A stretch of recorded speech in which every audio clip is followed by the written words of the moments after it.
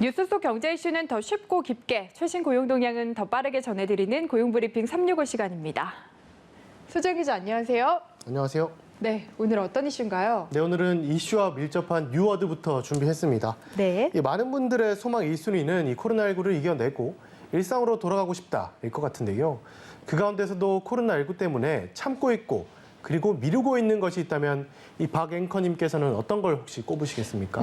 저는 원래는 안 좋아하는데 코로나19가 끝나고 나면 사람들이 정말 많은 곳에서 함께 웃고 떠들면서 술을 마시고 싶습니다. 아, 맞습니다. 이 많은 분들께서 이 코로나19가 끝나면 뭐 여행도 가고 사람도 만나고 쇼핑도 해야지 뭐 이런 마음, 이런 생각하실 분들 많을 텐데 실제로 이 거리두기가 해제된 이후에는 이런 활동이 증가하게 되는데 이런 상황을 나타내는 뉴워드가 있습니다. 바로 펜트업 효과라는 말인데요. 어떤 이유로 억눌렸던 수요가 급속도로 살아나면서 기존보다 더 분출되는 걸 말합니다. 이 펜트업 효과에 이 소비라는 개념을 더하면 바로 소비 폭발로 이어지는 이 보복 소비가 됩니다. 아, 보복 소비. 최근에 날도 풀리고 또 코로나19 백신 접종도 시작이 됐잖아요. 그러면서 뉴스에 이 보복 소비라는 단어가 참 많이 등장을 하더라고요. 네, 맞습니다. 이 재확산으로 움츠러들었던 소비가 이 봄바람을 타고 되살아나고 있습니다. 날씨가 확 따뜻해지면서 가까운 백화점과 여행 등 야외 활동에 나선 소비자들이 늘고 있기 때문인데요. 여기에 백신 접종도 소비 심리 회복에 한몫하고 있습니다. 하지만 아직은 걱정 또한 적지 않습니다. 이슈픽에서 한번 짚어보겠습니다. 네, 얼마 전에 백화점 매출을 봤더니 폭발적으로 증가했다라는 이야기가 들리더라고요. 네, 맞습니다. 실제로 3월 첫 주 주말이죠. 백화점 매출이 코로나19 사태 이전 수준으로 회복했습니다. 유통업계에 따르면 현대백화점의 지난 주말 매출은 최근 개장한 더 현대 서울을 포함해서 코로나19 사태 초기인 작년 3월 첫 주말보다 109.8% 뛰었습니다. 롯데백화점도 작년 같은 기간보다 94%, 2019년보다는 9% 증가했고 신세계 백화점 매출도 각각 94.7%, 14% 늘었습니다. 네, 지금 소 기자가 이야기한 더 현대서울, 사실 저도 가보고 싶었는데 너무 많은 사람이 몰린다고 하더라고요. 좀 나중에 가야 될 것 같아요. 네, 실제로 많은 사람들이 몰리고 있습니다. 지난달 26일부터 3월 1일까지 연휴 나흘 사이에 100만 명이 넘는 인파가 이 쇼핑몰에 몰렸다고 하죠. 방문객 급증에 차량 2부제까지 시행했다니까 이 인파가 어느 정도일지 짐작이 갑니다. 특히 따뜻한 날씨 덕분에 근교 쇼핑 시설을 방문하는 사람들도 많아지면서 롯데 교회형 아울렛 매출도 108% 성장했고 현대 프리미엄 아울렛 매출 역시 작년 동기 대비 100.8% 급증했습니다. 포근해진 날씨와 함께 코로나19 백신 기대감이 맞물리면서 1년가량 억눌린 소비 욕구가 반영된 결과로 풀이됩니다. 네, 모처럼 유통시장이 활기를 찾았다는 참 좋은 소식이긴 한데 이렇게 빼곡하게 사람들이 몰리다 보면 코로나19가 재확산하지 않을까 이런 생각도 드는데요. 네, 맞습니다. 마스크도 끼고 그리고 발열 체크도 수시로 하고 있지만 아무래도 걱정을 떨칠 수가 없는 게 현실이죠. 네. 그래서 방역당국의 고민도 깊어졌습니다. 많은 이용자가 몰린 여의도 쇼핑몰에 지난 5일부터는 동시 출입 가능 고객 수를 30% 줄이고 환기 증가나 판촉 행사 중지 같은 추가 권고 조치도 이루어지고 있습니다. 아직까지는 집단 면역 도달 시점이 유동적이고 변이 바이러스로 인한 코로나 재유행 우려가 계속되는 상황인 만큼 지속적인 주의가 필요한 상황입니다. 네, 마스크는 꼭 쓰고 이제 쇼핑 가시면 좋을 것 같고요.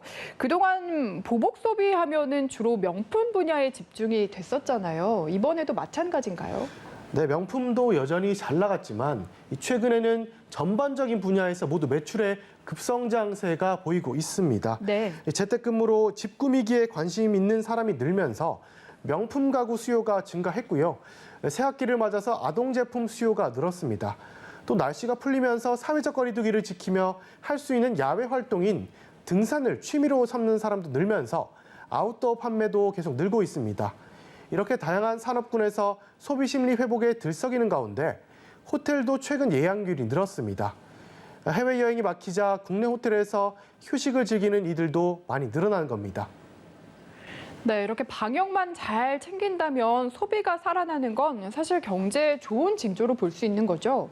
네, 그렇습니다. 이 코로나19 확산으로 경기 부진이 이어지고는 있지만 유통업뿐만 아니라 서비스업과 항공 등 그간 타격이 있었던 업종도 회복에 대한 기대감이 큽니다. 수출 회복세에도 불구하고 지난해 민간 소비 성장률이 외환 위기 이후 최악을 기록했던 만큼 내수가 부진했기 때문에 소비 회복은 성장에 긍정적으로 작용할 전망입니다. 한국개발연구원도 승용차나 가전제품을 중심으로 지난달 소비 심리가 회복되고 있다고 밝혔습니다. 네, 오늘 좋은 이야기를 많이 들어서 제가 김칫국을 마시는 건 아닌가 하는 생각도 드는데 그러면 올해 우리 성장률이나 고용 회복 같은 거 핑크빛이라고 봐도 되는 겁니까? 네, 하지만 여전히 고용은 회복세로 보기는 조금 힘든 상황입니다. 그렇군요. 지난 1월 취업자 수가 98만 명 넘게 줄어드는 등 고용 위축에 따른 경기 부진은 계속되고 있습니다. 그럼에도 다행인 건 한국개발연구원은 경기 위축이 빠르게 이뤄질 위험성은 낮다고 이야기하고 있습니다. 기업들이 느끼는 경기 실사 지수도 34개월 만에 100을 웃도는 등 경기 회복에 대한 무게감도 커졌습니다.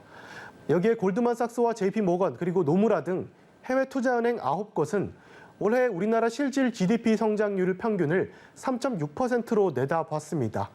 작년 10월 말 기준 3.3%보다 0.3%포인트 상향 조정한 겁니다. 하지만 방심하기는 여전히 이른 상황이죠. 최근 물가 상승률이 심상치 않아서 인플레이션 우려도 나오고 있습니다. 네, 물가 관련해서는 저희가 얼마 전에 짚어봤죠. 최근에 장바구니 물가가 껑충 뛰었기 때문에 좀 영향을 미치는 걸까요? 네, 실제로 지난달 농축수산물 가격이 껑충 뛰면서 이렇게 장바구니 물가가 지난해 같은 기간보다 크게 올랐고 원유 가격도 지난 연말보다 큰 폭으로 뛰었습니다. 물론 조류 인플루엔자나 중동 지역 불안 같은 외부적인 요인도 있지만 시중에 풀린 현금 유동성 그리고 백신 공급과 경제활동 재개 기대감에 따른 인플레이션 우려 역시 배제할 수 없는 상황입니다. 얼마 전 기획재정부는 감염병으로 급격히 위축됐던 경제활동이 재개되면서 인플레이션 가능성이 제기되고 있다고 밝히기도 했습니다.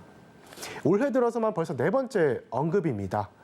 앞으로 관련 상황에 예의주시가 필요한 상황입니다. 네, 언제쯤 우리의 일상과 경제에도 진짜 봄이 올까요? 백신 접종과 꼼꼼한 방역 대책이 계속 함께해야 그 시기도 더 빨라질 것 같습니다.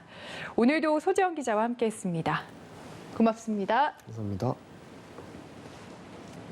지금까지 고용브리핑 365였습니다.